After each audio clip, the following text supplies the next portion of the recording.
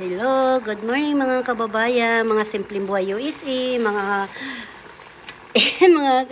survivors sa Simpleng Buhay USA. Good morning sa inyong lahat. Nandito naman si Ate B.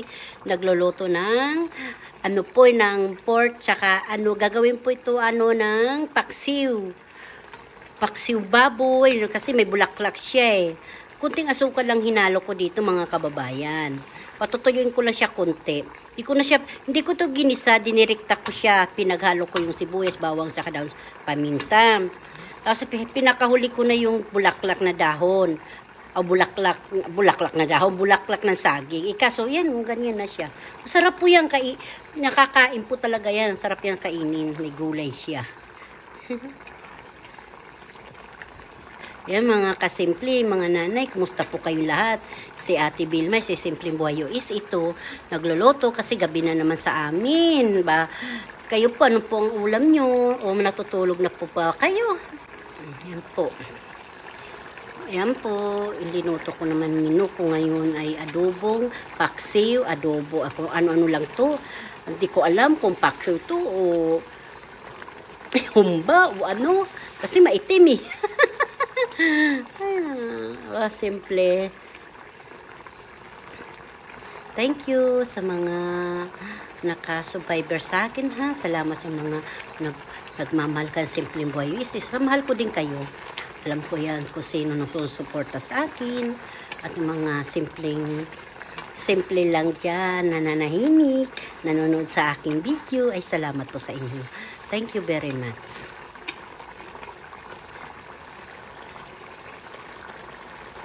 Kuha na po ng kanin, na mainit-init na kanin.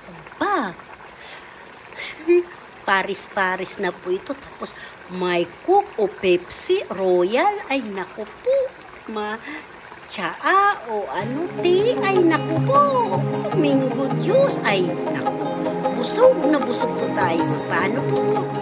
Kaahunin ko na po ito. Hindi ko na ako magpapakumain ha. Iba naman yung mukbang ang gagawin ko ha. So, I love you all. Ingat po tayo. God bless.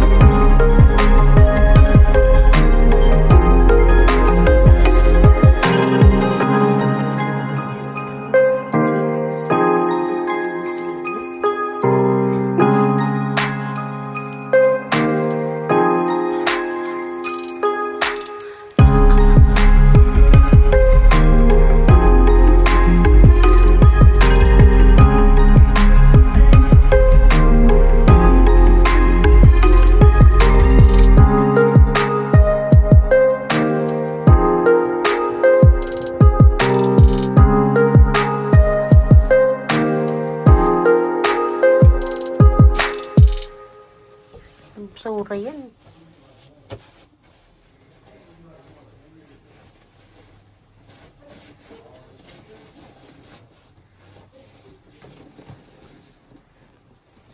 Ito yan. Ito, tabi lang ng kalsada mga kababayan. Ayan mga kababayan, nandito si Ate sa studio ito. Sa channel, hindi ko alam anong channel ko. Sa TV sa Amerika. Kasi kinukuha yung anak ko pagka-artista. So I mean, we can power through it. Otherwise, it's gonna be 2 weeks before we can get you back in. So that works. Okay, give me a second.